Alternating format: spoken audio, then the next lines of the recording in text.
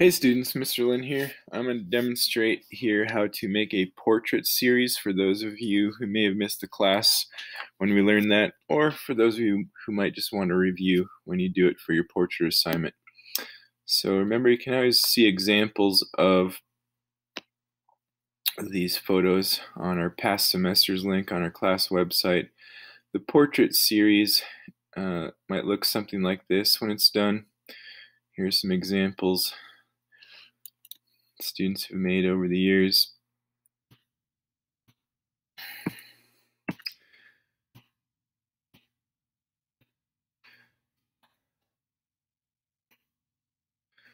So the first thing you're going to do is go to your Google Photos album. You've got your portrait shots album. Who's that guy? What happened? Did he die? No, just being creative. All right. Pick 5 photos, maybe 3 to 5 photos. You could do more, but at least 3. I think 5 is a good odd number to use, kind of going with the rule of odds, and actually download them. So if I was going to use this photo of my daughter, Olivia, I would come in here and actually press the download button so that comes through at full size, full resolution, and not dragging and dropping. Doing that is not the same thing as downloading. So make sure you pick 5 that you think will go well together. Look for a variety of distances and angles, possibly locations, but the same person or people, so the series has some consistency and some unity. So you're going to take those photos and then put them on your desktop, download them. Here I've got this one, this one, this one, and this one. Then you're going to open Adobe Photoshop and you're just going to go File, Open. Actually cancel that. You're going to say File, New, because we're going to create a new blank document. Why don't we call this Portrait Series Practice, since we're just learning how to do it right now. And then make sure this says inches and this also says inches. The width we're going to make this, depending on whether you want it to be portrait or landscape orientation, is going to be 8 inches wide by 10 1/2 inches. 8 inches, got that backwards. 10 1/2 inches wide by 8 inches tall. That's a 1/2 inch less than a standard piece of printer paper on both sides. Which, if we did print this out and mat it, that would give us a little bit of a margin, or kind of a margin of error. So go ahead and say OK to that. I forgot to also mention that we want the resolution to be 200 pixels per inch. So make sure that that is set there. The default is probably 72, but you want that to be 200. Okay. So you're going to take your photos then that you chose here. I'm going to just choose these by dragging a box and then hold shift so I can get this extra one. Using my hot corners there, just dump these in. Now to place these photos, I have to double click in the middle of each one, and that will place them on my canvas, my workspace. So they're all placed now, and you can see that I can move them around like this. I'm holding Command while I'm clicking so I can choose other ones. If you don't hold Command, you're only stuck on one layer. All right, you'll notice that these, when I drag them in that way, they come in ported as these smart objects. You can tell that by this kind of a little icon right here. We don't want them to be smart objects though. We want them to be regular kind of rasterized JPEG images. So we're going to select all of them with Shift and just right click and say rasterize layer like that. And we should be able to do that all of them at once, but it didn't work for some reason. There we go. So none of them have that icon anymore. And now we can kind of crop and cut and edit them like normal photo files, which you might not have been able to do with a smart object. They're all a little too big for my canvas here. They're higher resolution than the resolution we set, so that's okay. We're going to select them all by first selecting the first one on the list here, then scrolling down and holding the Shift key. That will allow me to to resize them all together as a group. So I'm going to hit the Command T shortcut, or you can go to Edit, Free Transform. And then while I'm holding Shift, so as not to distort the photos, I'm going to repeat that. While I am holding the Shift key on the keyboard so as not to distort the photos, I'm going to drag only from the corner, not from the top, not from the side, but holding Shift, dragging from the corner. Make these small enough so that then I can put them into the page and kind of arrange them. So I'm just going to click on one layer now so I can kind of start pulling these apart and looking at them individually and thinking about how I want to put them on the page. The first decision you might need to make is which one of these photos is going to be your dominant photo, your favorite one, the one that you want to kind of showcase and maybe make the biggest on the page. I'm going to go for asymmetrical balance, so one of the photos is going to be a little bit bigger and off to one side. I think I like this photo right here because they are both looking at the camera and smiling, and we can kind of start thinking about how else we can place these guys. These guys are pointing their fingers this way, so it'd be better if they were over here kind of pointing into the page. And I could put up here maybe, and then these guys down here this way. The picture of Olivia sort of breaks up these two photos so they're not too similar right in a row. So that's kind of generally how I'm gonna, I think, arrange them. But the idea is to get this to look professional. We want to have consistent spacing between them all, and then have a consistent spacing of margins on the outside here that's a little bit bigger than the space between. That's kind of a general rule of graphic design, page layout design for magazines, yearbooks, things like that. You have more space on the outside than you do on the inside. So the tool that we can use to help us with that is called the grid. You can come in here and say View, and then the Show option says Grid, or you can see the shortcut for that is Command apostrophe, which is kind of handy. Command apostrophe on off. The grid is going to allow us to get the spacing consistent.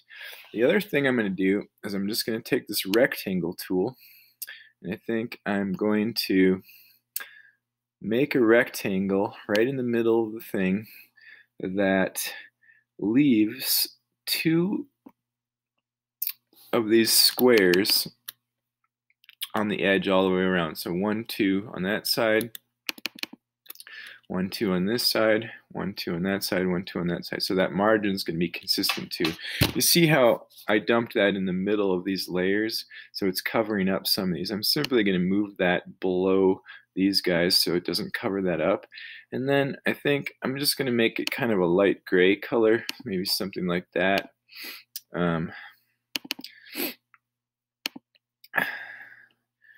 try that again.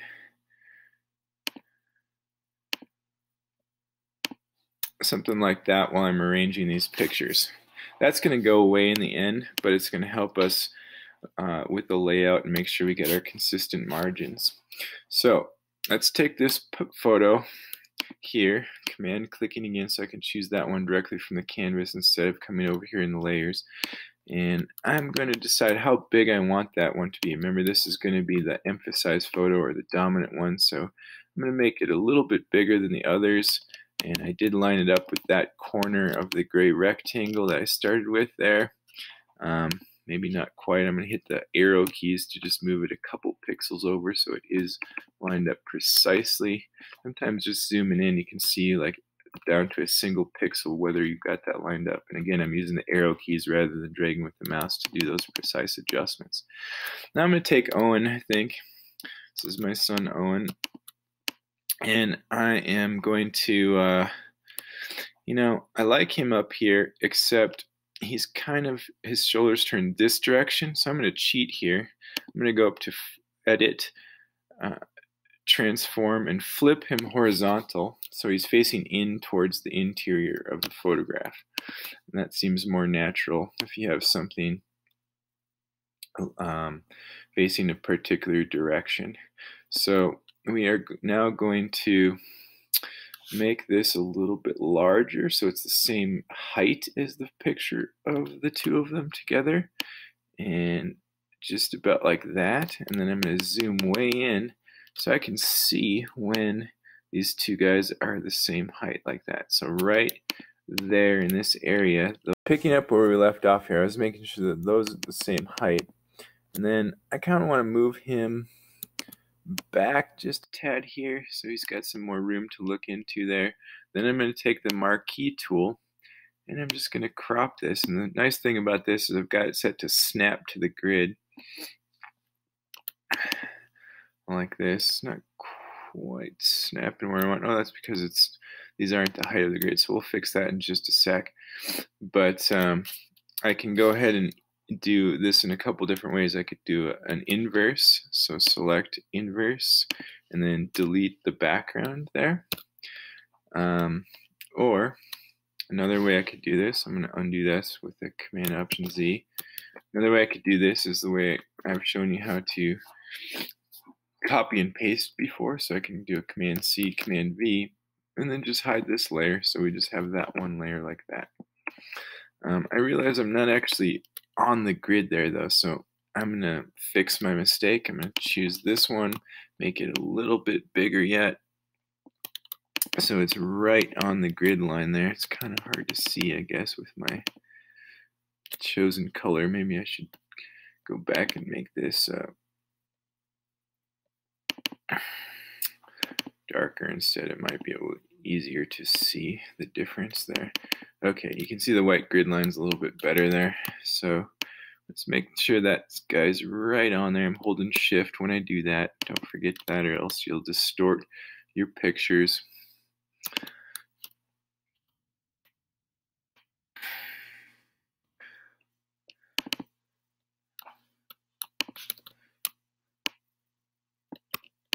There, got it that time. Now I'm going to have to recrop this guy because that kind of changed the height of the other thing. So let's move this. Let's actually crop this little edge off of this photograph here. I'm just going to hit delete there. See how that cut it right on the edge of the grid line. And then I'm hitting Command D to deselect the marquee, or you can go to deselect right here. But the shortcut key is much faster. So let's reposition Owen here so that he is going to work for us. Put him up in that corner, then we'll resize him until he is the size of, he comes down to this grid line like so. So it should be good there. And then all we have to do is cut this part of that photo to get that nice consistent one square interior border space like that. That looks pretty good now. Okay, what to do with the rest of these photos? I would kind of like Olivia's middle photo here to be a little larger. So I'm going to move these guys aside. We're going to keep that one right in the center. And then kind of take a look at this and make sure that it's lined up with the top edge there. So we've got that same one square spacing here as we had over here.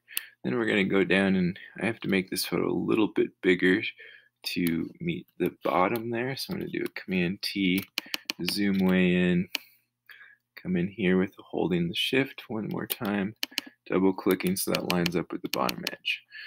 Okay, so I got to squeeze these guys in somehow. And I actually feel like my background color is now blending with the edge of this one, so I'm going to switch it again to something lighter. So it's easier for me to see. There, that's better. So we got to fit these guys in. So we're going to kind of do a tighter crop on this photograph.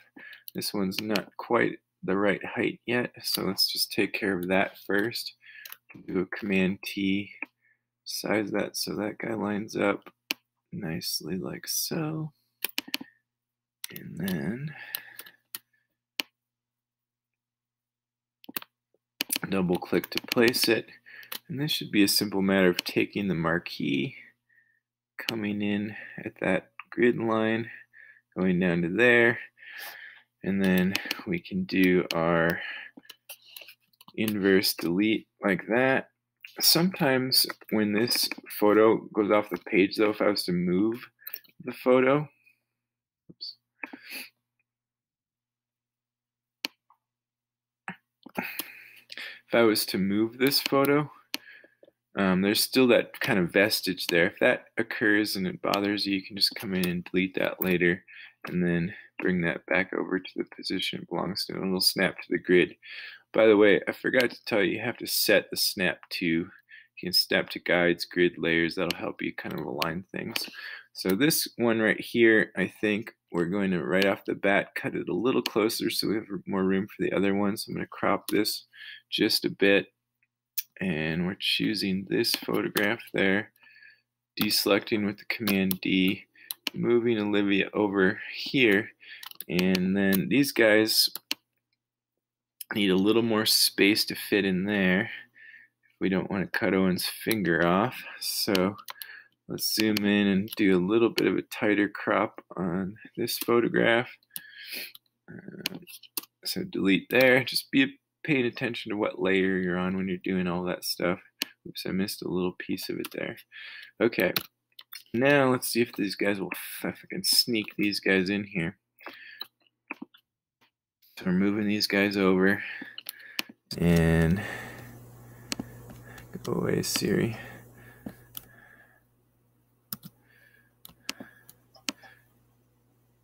And kind of positioning those guys there. I think we can actually crop a little bit of this photo like right up to the edge of Owen's finger there. Well, not that close actually, maybe right here. Let's delete that, and then if we delete this back part here, we should be pretty darn close, although I, in my haste, didn't line it up in the corner here first, so let's reposition that guy down there. This is kind of like a puzzle, guys. There's not necessarily a right or wrong answer, and it's kind of fun to make these little micro adjustments to get everything lined up just right along the grid lines. Now I noticed another mistake. This one's just a little too tall, but it looks like we're lined up here pretty well. Just kind of checking my corners, the bottom edge.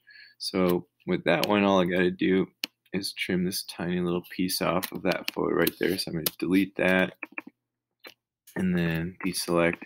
Do the same thing just at the top of this one. You can't really see that, but I noticed it when I was zoomed in. So we'll switch to this guy,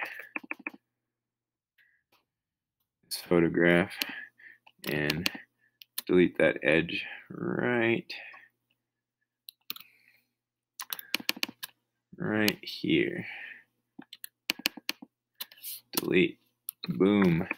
That looks pretty good. I think the finishing touch here, let's go ahead and get rid of this little box that we were using just for the positioning purposes. I'm going to do a Command apostrophe, get rid of my grid. We can look at different background color options, and the way to do that is first unlock your background just by double clicking on the layer and clicking OK. Then you can grab your paint bucket over here and just try some different colors. You know, it's hard to go wrong with black or white, so you can just dump the black in. That contrasts a little bit more with the photographs and makes them stand out. But sometimes if you want to do something a little more fun, you can look for a color within the picture, like maybe the blue of this river, and then pick that up and see how that looks in the background. So you can try some different things.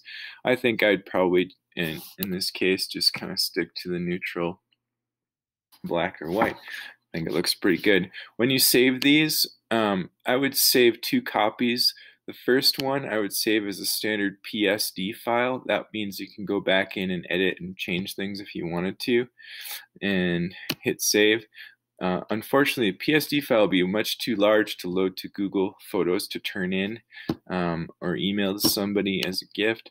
So do a save as, and you need to change the file format to JPEG, and then that will give you a chance to change the size of it. I usually keep that as large as possible. It's only 1 megabyte, so say OK to that, and that will put it on our desktop. And then if you wanted to load it to Google Photos, for instance, you could do that. There's our portrait series practice there, so I can dump it in. These are a cool gift idea for Christmas presents too. It doesn't cost too much, and you can make a kind of professional looking personal gift for somebody for Christmas. That should have arrived somewhere in my